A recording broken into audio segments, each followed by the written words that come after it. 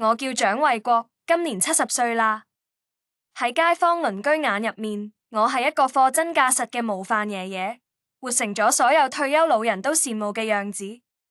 可係佢哋唔知道，呢份模範嘅背後，係我用半生悔恨換返嚟嘅血淚教訓。我曾經以為咗仔孫耗盡最後一絲力氣，就係我呢一世最大嘅價值。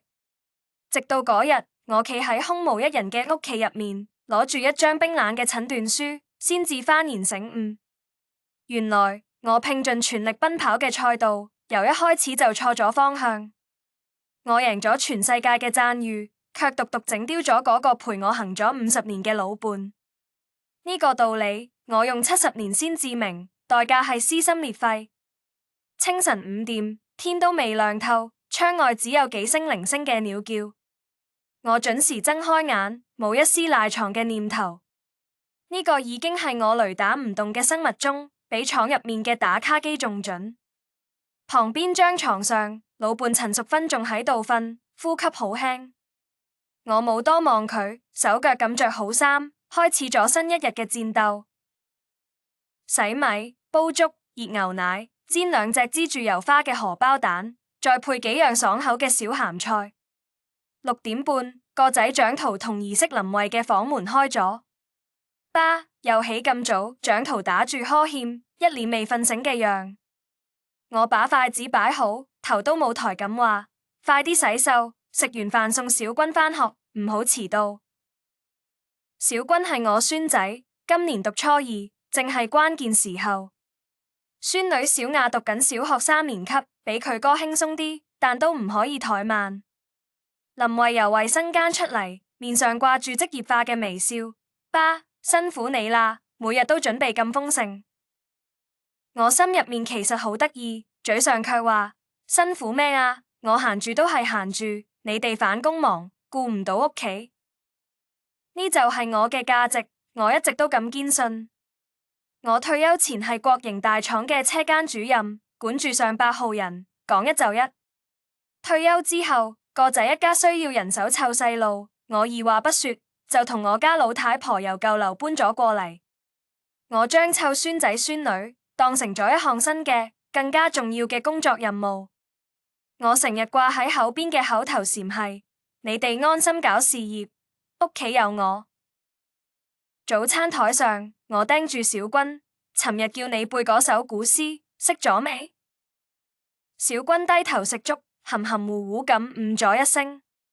林慧喺旁邊打完場：爸，唔好俾小朋友咁大壓力，學校老師都會教㗎。我眉頭一皺：學校教係學校教，屋企唔趕緊啲點得？而家競爭咁激烈。林慧個笑容僵咗一下，冇再出聲，低頭幫小雅夾咗隻雞蛋。我知道佢心入面唔認同我呢套老派教育方法。佢係碩士畢業，喺外企做咩經理，成日覺得佢嗰套比我呢幾十年經驗仲管用。但我唔在乎，我係為咗孫仔好。食完飯，蔣圖揸車送小軍去重點中學，我就蹬住我嗰架老三輪，載住小雅去佢嘅小學。爺爺，今日我哋美術課要用彩色卡紙，你下晝接我嘅時候可唔可以幫我買啊？小雅喺後座綁住2條小腿。好，爺爺記低咗，保證幫你買最好睇嗰啲。我笑呵呵咁應住，將孫女送到校門口，睇住佢背住書包跑入去，我心入面嗰種滿足感，比當年攞咗先進生產者仲要強烈。返屋企路上，我順便去咗一轉菜市場。排骨要買最新鮮嘅，俾小軍補腦；魚要買小刺嘅，小雅愛食；蔬菜要揀嫩嘅，林慧腸胃唔好。我拎住大包細包返到屋企，老伴淑芬已經起身啦。佢正喺陽台上慢慢咁幫嗰幾盆花淋水，一邊淋水一邊細細聲咳嗽。嗨咩嗨？係咪又着涼啦？叫你多着件衫總係唔聽，我唔耐煩咁話。冇事，老毛病啦，窗咗啲灰塵。佢轉過頭對住我笑咗笑，嗰個笑容入面帶住一絲我讀唔明嘅疲憊。我冇再理佢，一頭扎入廚房，開始準備午飯。洗、切、炒、燉、廚房就係我嘅新戰場。我將燉俾孫仔孫女嘅湯用細火煨住，然後開始執卜。客廳、睡房、書房每個角落都拖得乾乾淨淨，一塵不染。林慧有潔癖，我得令佢揾唔出毛病。淑芬想過嚟幫手，被我一把推開。你唔好喺度阻住手阻住腳啦，嗰啲活都做唔順手，去睇你嘅電視啦。佢默默咁行去梳化坐低，開咗電視，聲音開得好細。我瞟咗佢一眼，心入面有啲煩。佢呢一世都係咁，安安靜靜，冇乜主見，又幫唔到乜大忙。以前喺廠入面，別人屋企嘅老婆都可以幫丈夫嘅事業出謀劃策，佢就只識喺屋企煮飯湊仔。而家老咗，身體又唔掂，更加變成咗個甩手掌櫃。要唔係見佢仲可以洗下碗，我真係覺得佢一啲用都冇。中午我去學校接返小雅，幫佢整咗最愛食嘅糖醋里脊。睇住孫女食到滿嘴油，我心入面比自己食咗仲開心。下晝我陪佢做功課，幫佢檢查簽名，然後又踩住3輪送佢去跳舞興趣班。等我滿頭大汗返到屋企，天色已經開始黑落嚟。我顧唔到歇口氣，又開始準備晚飯。蔣濤同林慧下班返嚟嗰陣，成台熱辣辣嘅飯菜已經擺好晒。爸，你歇陣先啦，我哋嚟整。蔣濤講住就想接我手上嘅鍋鏟。唔使，快好啦，你哋快啲洗手準備食飯。我將佢哋推出廚房。晚飯之後，我仲要監督小軍寫作業，幫佢講解難題。呢個細路聰明，就係有啲貪玩，冇人盯住唔得。一直忙到夜晚10點，啲細路都瞓晒，我先終於可以喘口氣。我隨住酸痛嘅腰，返到自己房間。淑芬已經躺低咗，但仲未瞓。佢望住我，欲言又止，有話就講。我除低外套，語氣有啲衝。衛國，你今日係咪又同小維為咗細路學習嗰啲事拗咗嘴？佢細聲問。嗰叫拗嘴咩？我嗰個係教育。佢識咩啊？而家唔趕緊啲，將來小軍考唔上好大學，佢喊都嚟唔切。我冇好氣咁答。可係小維始終係小朋友阿媽，佢有佢嘅諗法，你成日都咁強勢，佢心入面會唔舒服嘅。我強勢？我呢個係為咗邊個？我唔係都係為咗呢個家，為咗小軍小雅。我唔強勢，難道靠你咩？我火氣一下就上咗嚟。佢俾我頂到講唔出聲，過咗一陣，先悠悠咁講：衛國，我哋都70歲啦。細路嘅事就俾佢哋自己操心啦，你咁樣身體會頂唔順嘅。我身體好得很，唔使你操心。我一拉鼻，轉過身去，你管好你自己就得啦，唔好俾我添亂。黑暗中，我聽到佢又開始嗨一聲又一聲，壓抑又綿長。我心入面煩躁，只當係佢又用呢種方式嚟博我同情。合埋眼，我腦入面盤算嘅，仲係聽日要幫小招報邊個補習班，小雅嘅鋼琴課係咪應該升級？至於身邊呢個咳嗽嘅女人，佢就好似牆上嘅掛鐘，每日都喺度，但我好少會去留意，除非佢停咗。嗰陣時嘅我根本冇意識到，我身邊呢個掛鐘，佢嗰條發條已經喺不知不覺之中，快要行到盡頭啦。日子就喺呢種忙碌又繃緊嘅節奏入面，一日一日咁過去。我同兒媳林慧之間嘅暗戰，都隨住孫仔小軍升上初3而變得越嚟越激烈。導火索係一次模擬考試，小軍嘅成績出咗，總分喺班入面排中上游，但距離重點高中嘅分數線仲有一截。我攞住成績單，急到好似熱鍋上嘅螞蟻。咁點得？數學先考105分，物理選擇題錯咗3題，呢啲都係唔應該錯嘅題。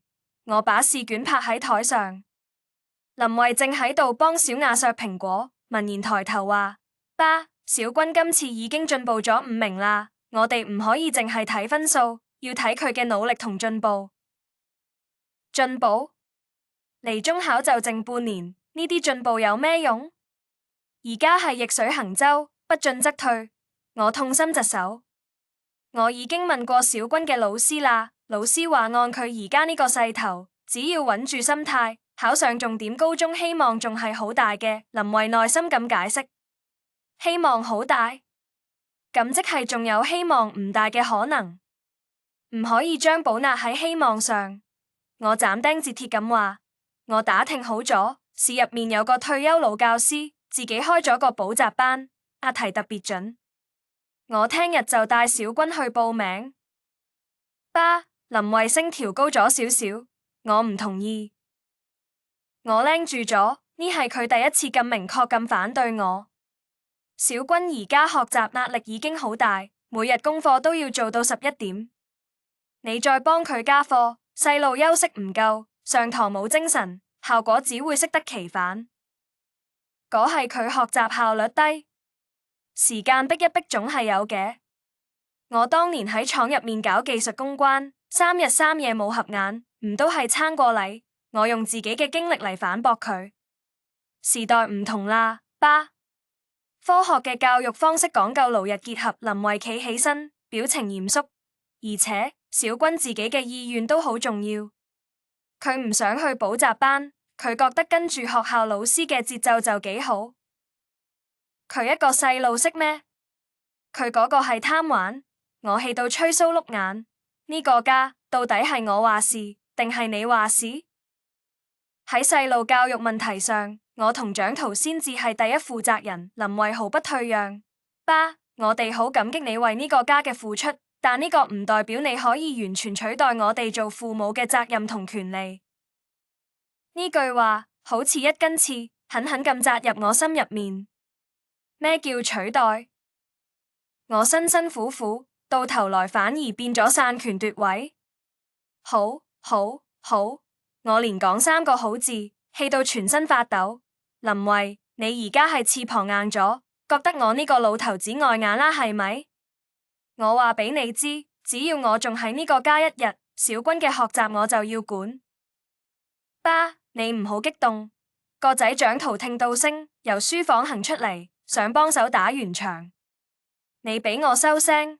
我指住佢個鼻鬧，你睇下你娶咗個幾好嘅老婆，而家都咁騎到我頭上嚟啦。我為咗邊個？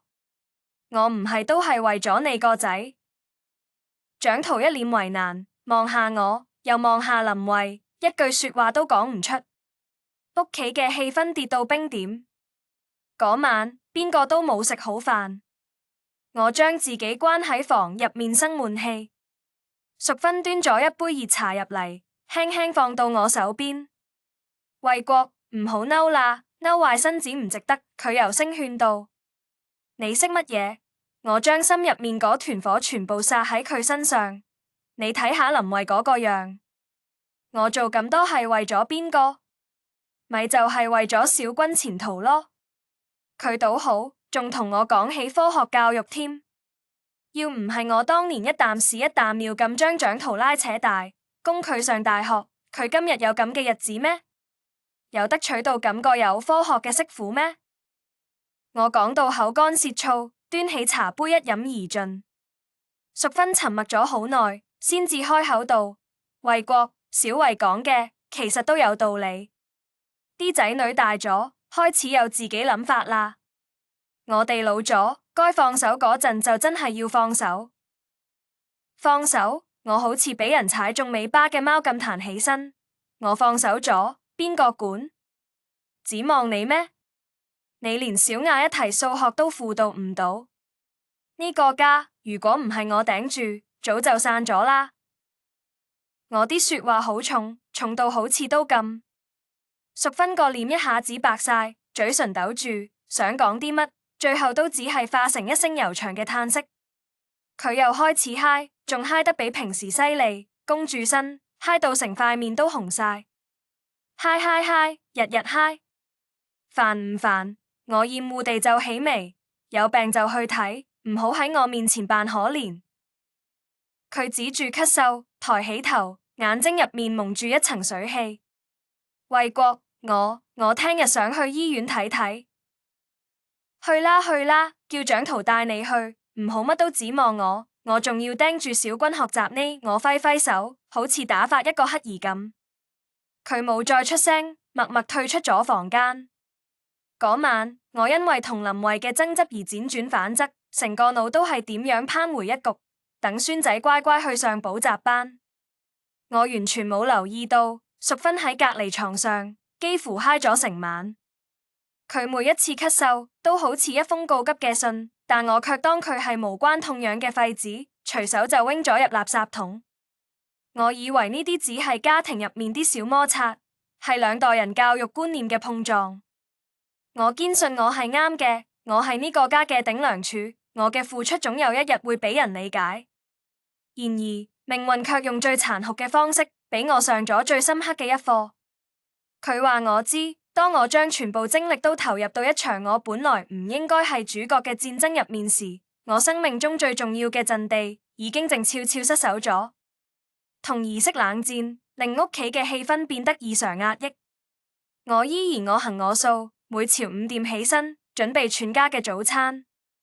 但我唔再同林慧講嘢，飯桌上我只同孫子孫女交流。小軍，呢塊你隻肉食咗佢，補腦㗎。小雅，牛奶飲晒，長高啲。林慧同蔣圖就默默咁食飯，偶爾講兩句都小心翼翼，仿佛驚會點燃空氣中睇唔見嘅引信。我心入面憋住一股勁。你哋唔係覺得我管得太多咩？行啊，咁我就管俾你哋睇。我繞過林慧，直接揾到小軍。小軍，爺爺同你商量件事，我將一張補習班宣傳單遞俾佢。呢個黃老師係爺爺託人揾咗好耐先揾到嘅名師，你周末去聽下，包你有收穫。小軍睇住張宣傳單，面上露出為難嘅神色。爺爺，我媽話唔好提你媽，我打斷佢。爺爺問你，你想唔想考重點高中？想唔想上好大學？想唔想將來有出息？一連串想唔想，問到小軍低咗頭。爺爺係過來人，唔會呃你。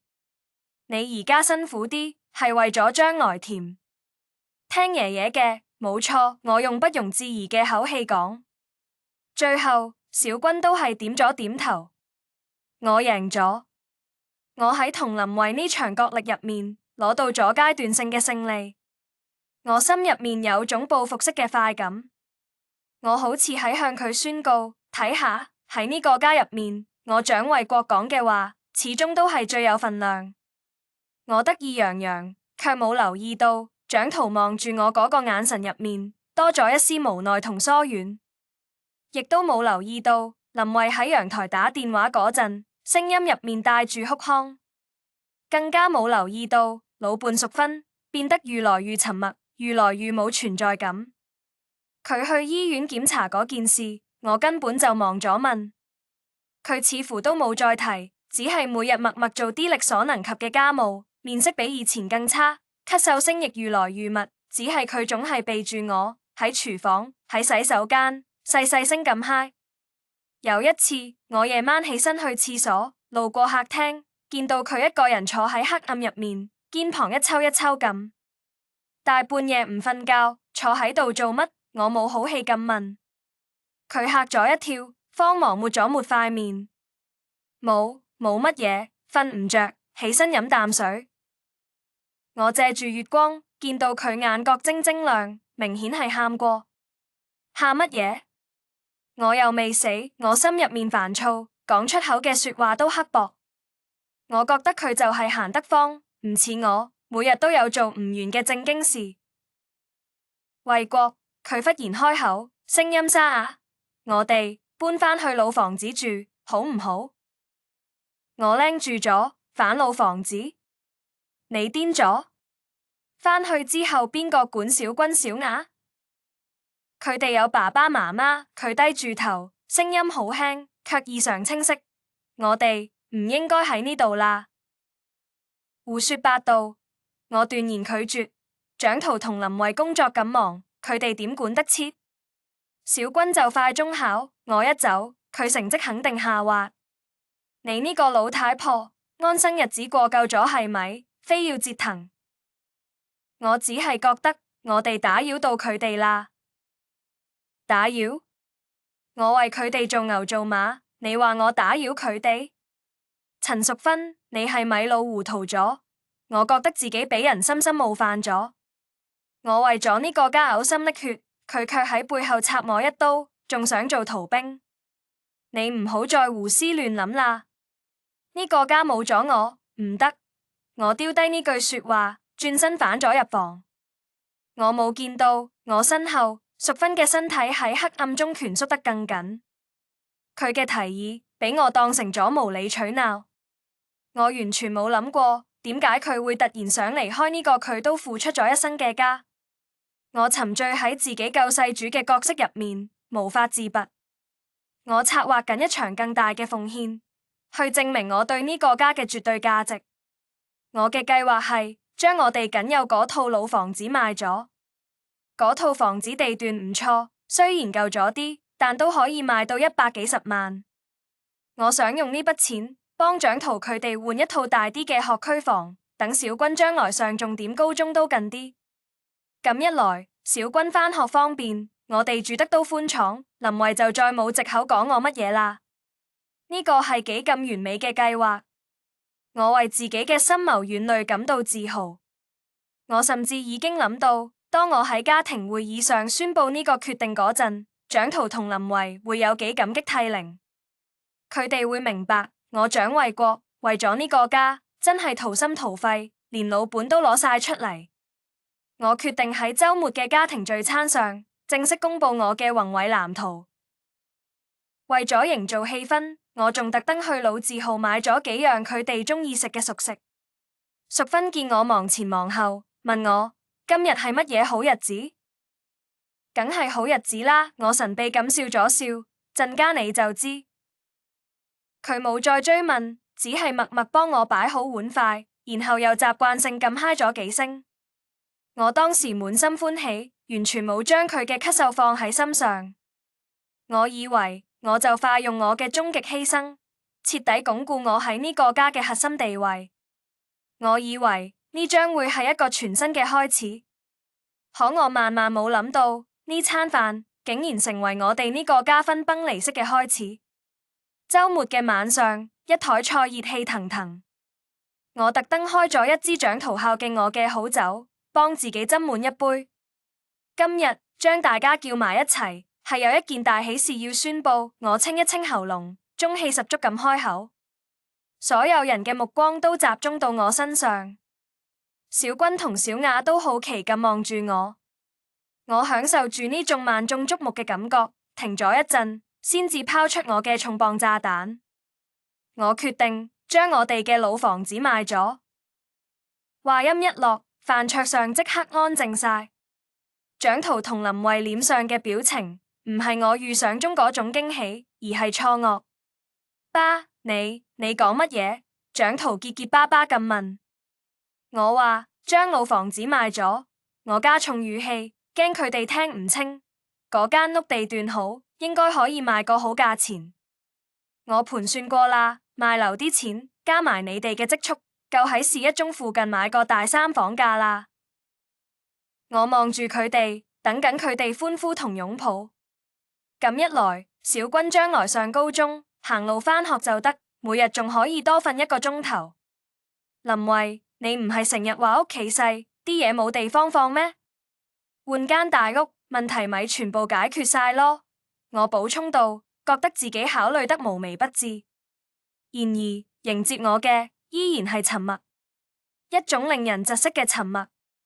林慧低住頭，不停用筷子篤住碗入面啲白飯。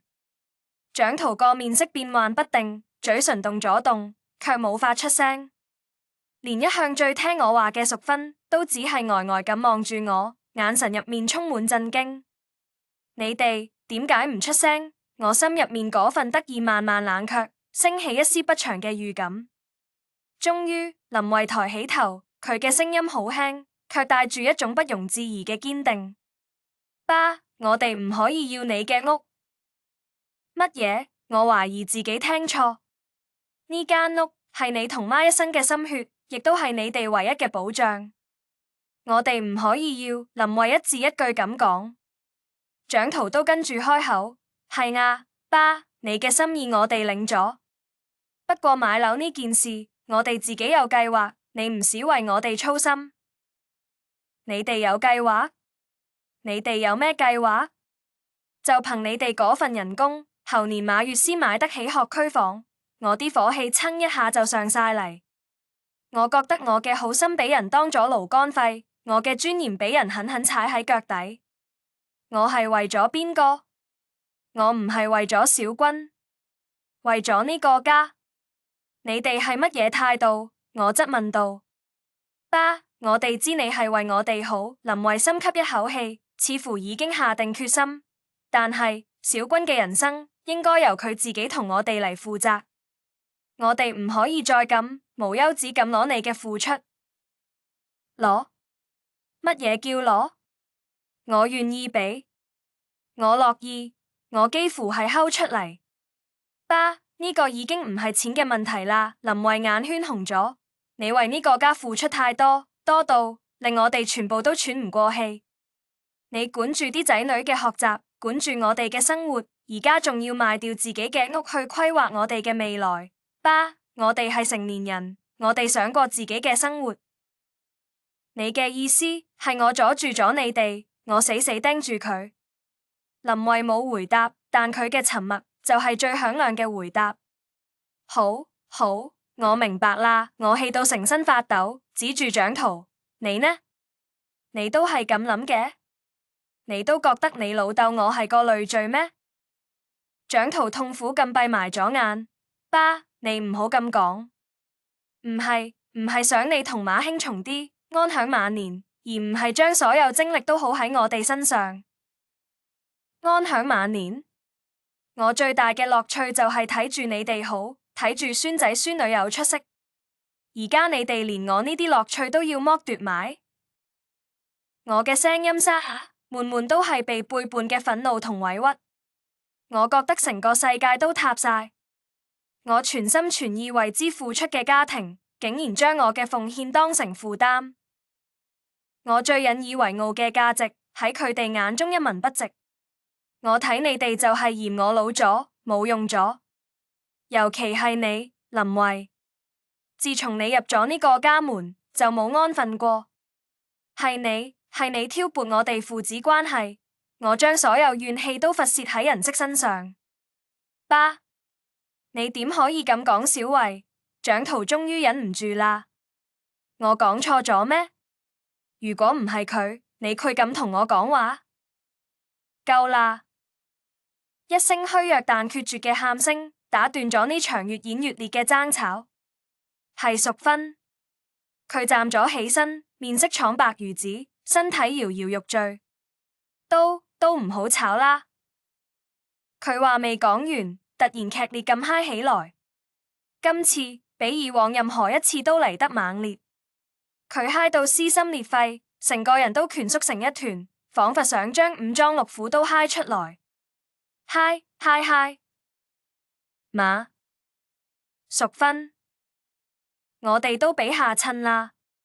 蔣圖同林慧急急忙忙衝過去扶住佢。馬，你點啊？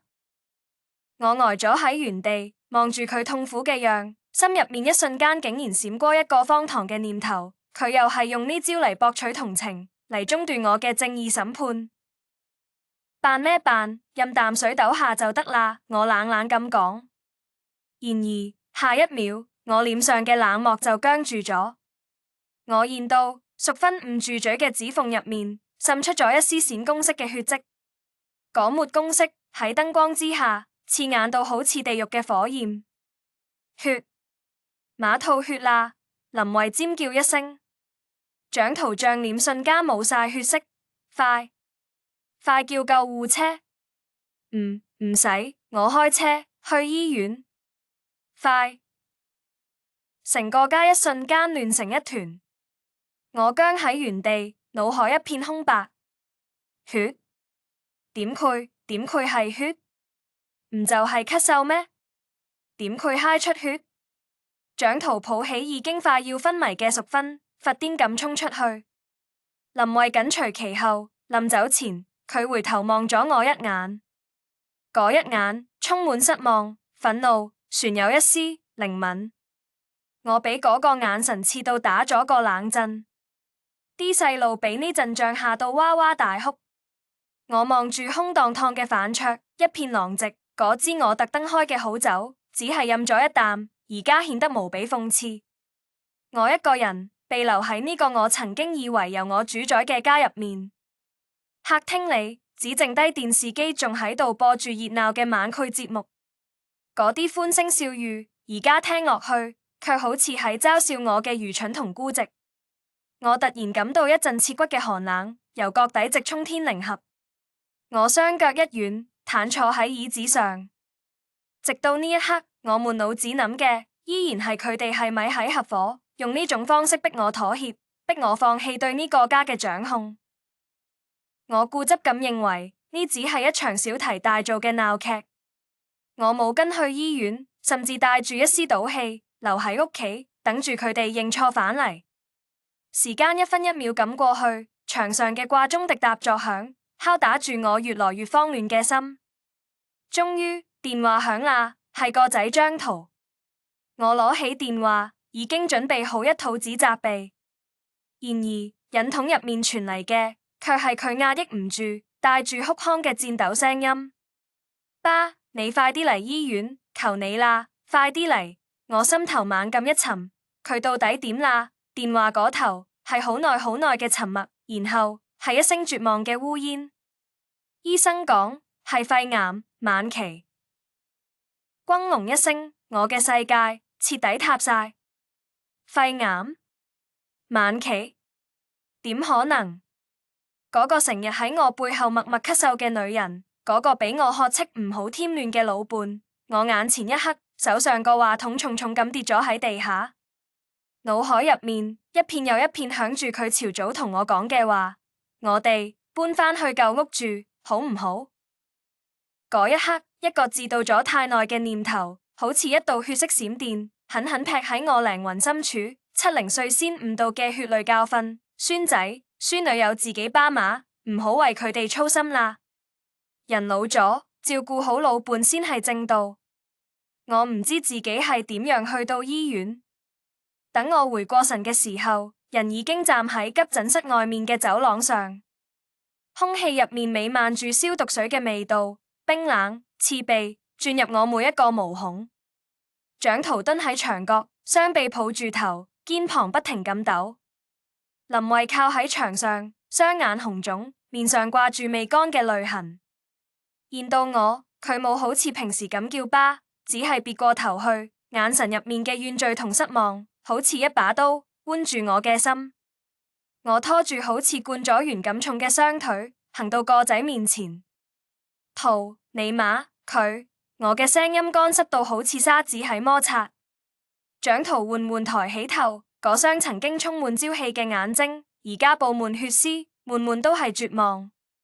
醫生講癌細胞已經擴散晒，因為長期操勞、營養不良，加上一直拖住冇做正規檢查，發現嘅時候就已經太遲啦。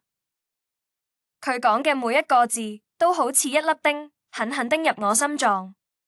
長期操勞、營養不良，一直拖住。我腦海嗡咗一聲，無數畫面閃現出來。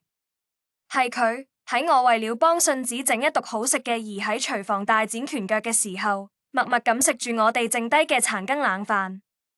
係佢喺我花大錢幫信女報各種興趣班嗰陣，身上嗰件洗到發白嘅舊外套，着咗5年都冇換過。係佢喺我斥責佢有病就去睇，唔好俾我添亂嗰陣，默默咁將嗰仗社歐醫院開出嚟嘅檢查單收埋。嗰仗禪，我後尾喺佢枕頭底下揾到，上面建議佢去大醫院做進一步嘅胸部 CT 檢查，落款日期係3個月前。原來佢唔係冇諗過去睇，而係俾我嗰句唔好俾我添亂倒反轉頭。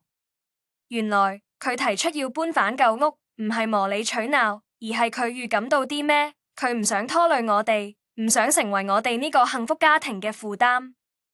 而我呢個自詡為頂梁柱嘅男人，呢個模範爺爺，我當時喺做緊咩？我喺度為信子嘅補習班同人識鬥智鬥勇，我喺度為賣咗間屋換學歐房而沾沾自喜。我將所有精力同感情都投入咗嗰兩個我所謂嘅希望身上，卻對我身邊呢個最需要我關心嘅人視而不見，聽而不聞。爸，林慧嘅聲音冷得似冰。媽，佢好耐之前就覺得唔舒服啦。佢同我提過2次，想你陪佢去醫院做個全面檢查。可係每次話到嘴邊，你都喺度忙住小君同小雅嘅事，唔係檢查功課，就係研究賽譜。佢就唔敢開口啦。佢怕打擾你，怕你覺得佢嬌氣，怕你話佢添亂。林慧嘅話好似一把重錘，將我最後一點自尊同驕傲砸到粉碎。我癱喺走廊長椅上，感覺滾身嘅力氣都俾抽空咗。我算咩丈夫？我算咩男人？我呢一生到底都喺做緊啲咩蠢事？急診室門開咗，護士推住病床出嚟。淑芬躺喺床上，面上戴住氧氣罩，雙眼緊閉，臉色灰敗，仿佛生命嘅光彩已經從佢身上褪晒。佢瘦咗咁多，我竟然一直都冇發現。我撲咗過去，捉住病床欄杆，口裏發唔出任何聲音，只有眼淚，好似斷咗線嘅珠子咁滾滾而落。呢係我呢70年來第一次流淚，唔係因為委屈，唔係因為憤怒，而係因為悔恨，一種足以吞噬我靈魂、無邊無際嘅悔恨。淑芬，淑芬，我終於喊出咗佢個名，聲音沙啞到不成樣。佢似乎聽到我嘅呼喚，長長嘅睫毛戰咗一下，緩緩睜開咗眼。佢眼神好渙散，喺我脹臉上聚焦咗好耐，先至認得我。佢冇怪我，冇怨我，佢只係吃力咁抬起手，想摘走氧氣罩。林慧急急忙忙按住佢，媽，你唔好喐，醫生話你而家需要呢個。佢搖咗搖頭，堅持要攞落嚟。我明白咗佢嘅意思，墊住手幫佢除咗氧氣罩。衛國，佢嘅聲音輕到好似一陣風。唔好喊。我對唔住你，淑芬，我對唔住你啊！我喊到聲都斷埋，將面埋喺佢乾枯嘅手掌裏面。佢隻手好凍，冇一絲溫度。唔怪你，佢喘住氣，每講一個字都異常艱難。你都係為了呢個家。佢仲喺度幫我開脫。去到呢個時候，佢心入面諗嘅依然係我。唔好講啦，淑芬，你唔好講啦。你佢好煩嘅。我帶你去睇最好的醫生，用最好的藥。我入咗間屋，我將所有錢都攞嚟幫你醫病。我語無倫次咁承諾住。佢望住我，渾濁嘅眼睛裏面竟然露出咗一絲笑容。嗰個笑容虛弱，卻又無比溫柔。傻老頭子，佢輕輕咁講，而家先知道心痛我啦。我嘅心喺嗰一刻碎成咗千萬片。係啊，我呢個傻老頭子，點解一直到而家先知道心痛佢？點解一定要等到佢生命即將走到盡頭嘅時候，我先明白呢個世界上最值得我去關心、去愛護嘅人，一直都喺我身邊。佢被推進病房，我同蔣濤、林慧守喺外面，醫生將我哋叫到辦公室。病人嘅情況非常唔樂觀，醫生嘅話冷靜而殘酷，癌細胞已經全身擴散，尤其係肺部同骨骼。手術已經冇意義，化療嘅效果亦都微乎其微，只佢增加病人痛苦。咁點算？蔣濤嘅聲音抖到不成樣。我哋建議採取保守治療，盡量減輕佢嘅痛苦，提高佢最後呢段時間嘅生活質量。最後呢段時間係幾耐？我顫抖咁問。醫生沉默咗一下，講樂觀啲3個月，唔樂觀嘅話，可能只有1-2個月。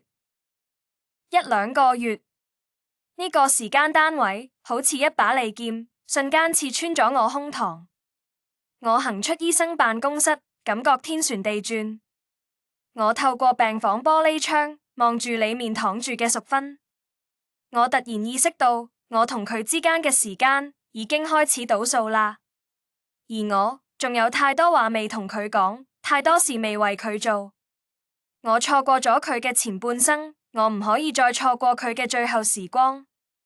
從嗰一刻開始，我做咗一個決定：孫仔孫女、仔同新抱，呢個家嘅一切都同我無關啦。我嘅世界入面只剩返一個人，嗰個就係我嘅老伴陳淑芬。第二日，我就向蔣濤同林慧宣布咗我嘅決定：從今日起，小君同小雅嘅事，你哋自己負責，屋企所有嘢亦都交返俾你哋。我會去醫院，成日陪住你哋阿媽。我嘅語氣冇商量餘地，只有毋庸置疑嘅決斷。蔣濤同林慧對望咗一眼，冇提出任何異議，只係默默點咗點頭。佢哋眼入面嗰種怨罪消失咗，取而代之嘅係一種好複雜嘅情緒，有釋然，亦有傷感。我冇返去嗰個令我心傷到透頂嘅新屋，而係直接返咗我哋嘅舊屋。屋入面積咗一層薄薄嘅灰，不過所有嘢都仲擺喺原來嘅位置。牆上掛住我哋後生時嗰張黑白結婚相，相入面嘅淑芬梳住兩條大辮，笑得比蜜仲甜。我伸出手，輕輕摸住佢後生時嘅面。淑芬，我返嚟啦！我輕聲講，眼淚又一次流落嚟。我簡單執咗一下，再背埋屋企所有積蓄，直奔醫院。我向醫院申請咗一張陪護床，就安喺淑芬張病床旁邊。由嗰陣開始，呢間細細間病房就變成咗我嘅新戰場。只不過今次我要打嘅唔再係孫仔嘅成績，亦唔係新抱嘅認可，而係我老伴嘅生命同佢所剩無幾平靜安穩嘅時光。我嘅人生喺70歲呢一年徹底轉咗向，我開始學住照顧人。喺此之前，我一直以為照顧人就係煮飯洗衫，就係俾錢。而家我先知道，真正嘅照顧係用心。醫生話淑芬嘅消化功能好差，只可以食流質。我就買咗個細電鍋喺病房入面，每日變住花樣幫佢熬粥：小米南瓜粥、山藥排骨粥、黑魚湯粥。我上網查食譜，問護士，從一個連米都塗唔乾淨嘅廚房指揮官，變成咗一個真正嘅炊事員。每次餵佢之前，我都會先用嘴唇試一試溫度，驚燙親佢。佢食得好少，成日都只係食2-3啖就搖頭，食唔落啦，衛國。再食一啖就一啖，乖，我好似控細路咁控佢。呢個曾經係我對孫女小雅嘅專用語氣，而家用喺淑芬身上，卻無比自然。佢望住我，眼入面含住淚，順從咁張開咗個口。我開始學住幫佢抹身按摩。佢個身體因為癌痛而變得僵硬，我每日都堅持幫佢按摩手腳，希望可以減輕佢嘅痛苦。我呢個一世都冇做過細活嘅粗人，動作笨拙到似隻熊。有好幾次我都整痛咗佢，但佢從來都唔叫痛，只係咬住嘴唇同我講：衛國，你抖下啦，你條腰唔好。佢仲記得我條腰唔好，而我呢？我連佢幾時開始瘦咗都唔知。夜晚佢成日因為痛而瞓唔着，我就搬張凳坐喺佢床邊，握住佢隻手，同佢講我哋後生嗰陣嘅故事。淑芬，你仲記唔記得我哋啱啱結婚嗰陣，窮到鏗鏘響，過年先捨得買半斤肉，你都留俾我食，自己就住肉湯食咗3碗飯。你仲記唔記得蔣濤細個發高燒，半夜落緊大雨，我背住佢，你撐住把遮，我哋心一腳淺一腳咁趕去醫院，你對鞋都跑甩咗一隻。仲有嗰次，我同廠入面啲人鬧交，飲多咗酒，返屋企發酒癲，將屋企唯一嗰個暖水壺都掟爛咗，你一句話都冇講，默默執咗成半日。第二朝早，我床頭仲放住一杯暖開水，我講住講住就喊到收唔到聲，而佢就咁靜靜咁聽住，面上帶住淡淡嘅微笑，仿佛嗰啲艱苦歲月因為有咗回憶嘅濾鏡，都變成咗甜。衛國，有一日，佢忽然同我講，我想聽你唱首歌。我擰咗一下，唱歌？我五音不全，成世都冇喺人前唱過歌。我唔識唱，就唱嗰首我哋行喺大路上。佢講，嗰首係我哋後生嗰陣廠入面最常播嘅歌。我望住佢充滿期盼嘅眼神，冇辦法拒絕。我清一清喉嚨，用我把好似破鑼咁嘅聲，喺呢間細間病房入面，為咗佢一個人唱咗起嚟。我哋行喺大路上，意氣風發，鬥志昂揚。我唱得好難聽，走音走到108000里，可係佢卻聽得特別認真，眼角眉梢都帶住笑意。唱住唱住，我啲眼淚就落咗嚟。我哋行咗一世嘅大路，我卻將佢整丟咗。好在喺路嘅盡頭，我仲有機會牽住佢隻手，再行多一小段。蔣圖同林慧幾乎日日都嚟。佢哋帶嚟各種營養品，亦都帶嚟小軍同小雅嘅問候。林慧唔再好似以前咁對我冷冰冰，佢會主動同我講淑芬嘅病情，會幫我一齊照顧佢。有一次，佢送咗碗佢親手煲嘅湯過嚟。爸，你都要注意身體，唔好阿媽仲未點樣，你自己先倒低咗。佢嘅語氣入面有關心，亦有和解。我接過碗湯，飲咗一啖。好暖。小慧，以前係爸唔啱，我低聲講。佢搖咗搖頭，都過去啦，爸。你而家做嘅比乜都重要。小軍同小雅都嚟探奶奶。小軍高咗唔少，睇落懂事咗好多。佢企喺病床前，紅住眼圈，同淑芬講：奶奶，你快啲好返啦。等我考上重點高中，我帶你去曠新校園。淑芬笑住摸咗摸佢個頭。我知道佢等唔到嗰一日啦，但呢句善意嘅謊言令到病房入面嘅氣氛溫暖咗好多。我開始明白，真正嘅家庭唔係靠某一個人嘅犧牲同控制去維繫嘅，而係靠互相理解、尊重，同喺危難時刻共同承擔。我曾經以為我為呢個家付出咗所有，而家我先發現，我付出嘅係我嘅執念、我嘅控制欲、我嗰少少可憐、需要被證明嘅價值感。而淑芬先至係嗰個默默付出所有，卻從來唔索取嘅人。淑芬嘅身體一日比一日虛弱，佢清醒嘅時間越嚟越短，大部分時間都喺昏睡。癌痛折磨住佢，嗎啡劑量越嚟越大，但效果卻越嚟越差。有好幾次，佢都痛到喺床上蜷縮成一團，冷汗濕透咗被同床單。我抱住佢，感受住佢身體嘅顫抖，心如刀割。我恨自己，恨自己嘅無能為力。我只可以一片又一片喺佢耳邊講：淑芬，忍一忍，再忍一忍就好啦。我知道呢句係廢話，但除咗呢句，我唔知仲可以講啲乜。有一日，佢喺昏睡入面醒返，精神睇落特別好。醫生話呢個叫回光返照。我知道最後嘅時刻要嚟啦。佢將我仲有蔣圖、林慧都叫到床前。小軍同小雅嗰日都嚟咗，企喺最後面。都嚟咗啊！佢環視咗一圈，面上帶住滿足嘅微笑。媽，蔣圖同林慧握住佢另一隻手，喊到收唔到聲。佢先係同蔣圖講：圖兒，你係男人，係屋企嘅頂梁柱啦。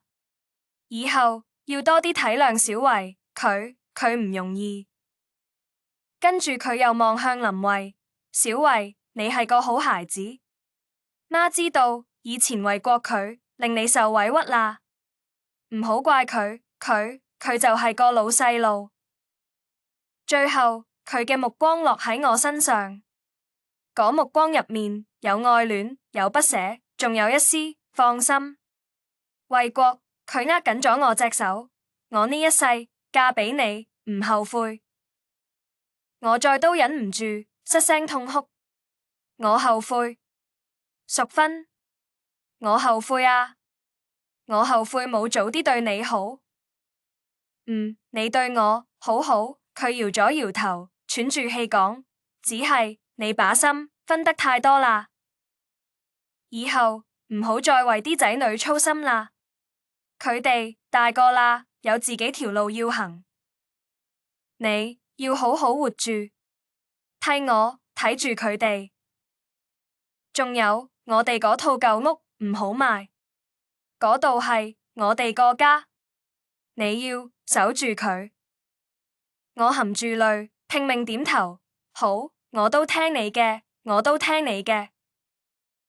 佢笑咗，笑得似個細路。佢又望向小軍同小雅，好孫仔，好孫女，奶奶要去一個好遠好遠嘅地方啦，你哋要聽爸爸媽媽話。講完呢啲，佢似乎已經用盡咗所有力氣。佢合埋雙眼，安靜落嚟。我感覺到佢握住我隻手嘅力氣一點一點咁消失緊。淑芬，我驚慌咁叫住佢，佢又再張開雙眼，最後望咗我一眼。為國，下輩子你可要早啲對我好啊！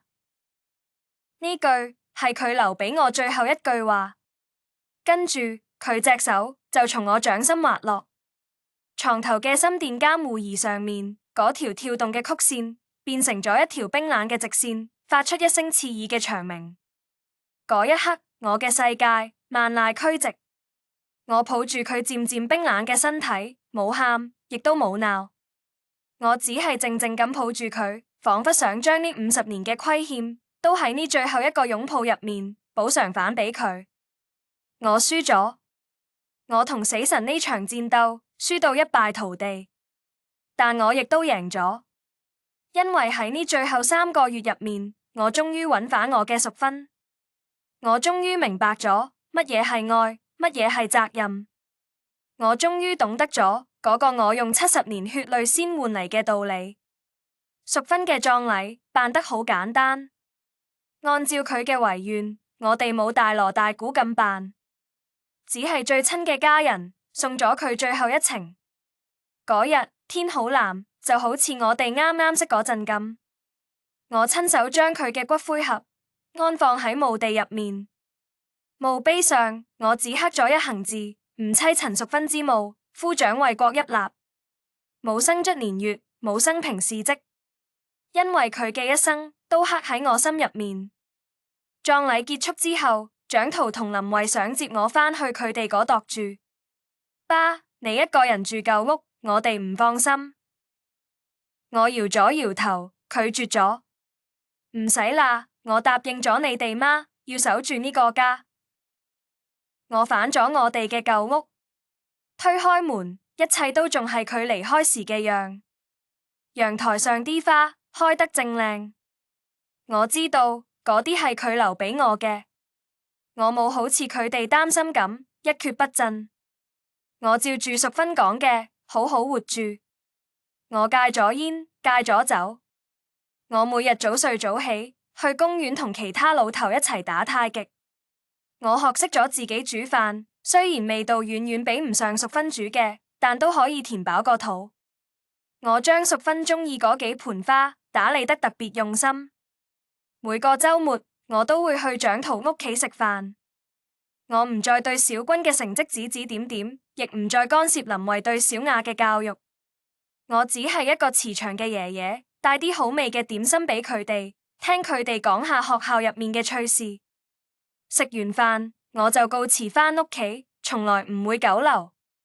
小軍最後都係考上咗嗰間重點高中，攞到錄取通知書嗰日，佢第一個跑嚟同我講。我摸住佢個頭，笑住話：好小子，有出息。你奶奶知道咗，一定會好開心。我哋之間出現咗一種全新、健康嘅距離。我愛佢哋，但唔再試圖控制佢哋嘅人生，因為我終於明白每個生命都有自己嘅軌跡。我嘅人生係喺70歲之後先至真正開始。我開始睇書、睇報紙，甚至學識用智能手機，同老同事喺微信群入面傾偈。我嘅世界唔再只係煮飯、洗碗同孫仔孫女。我有咗自己嘅生活，只係每當夜深人靜嘅時候，我仲係會坐喺梳化上，望住牆上嗰張黑白結婚照，同相入面嘅淑芬講嘢。淑芬，今日我又去咗公園，老李頭嗰套太極拳仲係打得冇我好。淑芬，小君嗰小子而家仲高過我，林慧將佢湊得好好。淑芬，我諗你啦，我成日都喺度諗，如果時間可以倒流，我會做啲咩？我唔會再搬去仔個屋企，我會陪住佢，守喺我哋嗰間老屋企入面。我會陪佢去行公園，去跳廣場舞。我會帶佢去旅行，去睇佢念叨咗一世嘅北京天安門。我會每日同佢講我愛佢。可惜冇如果，我只可以用我餘下嘅人生去完成呢場遲到咗50年嘅愛戀。我守住我哋嘅家，守住佢嘅愛，平平靜靜咁行完最後呢段路。等我行到終點嗰陣，我知道佢一定會喺嗰度笑住等我，就好似50年前佢第一次見到我嗰陣咁。我用咗大半生嘅時間去追逐一個錯誤嘅價值，直到失去咗一生摯愛，先喺悔恨嘅血淚入面幡然醒悟。原來兒孫自有兒孫福，佢哋嘅人生航船自有佢哋嘅父母掌舵。